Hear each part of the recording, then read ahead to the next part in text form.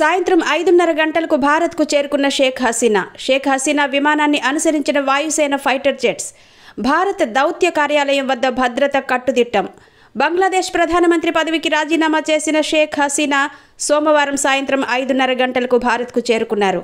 ఆ దేశంలోని ప్రస్తుత పరిస్థితుల్లో పదవికి రాజీనామా చేసిన ఆమె సురక్షిత ప్రాంతానికి చేరుకోవాలని భావించారు. ఈ క్రమంలో సాయంత్రం భారత్కు వచ్చారు. ఇక్కడి నుంచి ఆమె నేరుగా లండన్కు వెళ్లనున్నారు.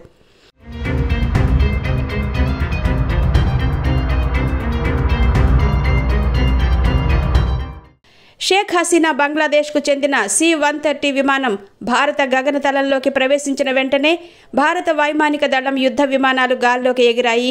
కొద్దిసేపు C-130 విమానాన్ని భారత ఫైటర్ జెట్స్ అనుసరించాయి. ఈ C-130 విమానంలో షేక్ హసీనా భారత్కు చేరుకున్నారు. ఎలాంటి పరిస్థితుల్లోనైనా ఎదుర్కొనేందుకు భారత వాయుసేన సైన్యం ముందే సిద్ధమైనట్టుగా విశ్వసనీయ వర్గాలు వెల్లడించాయి.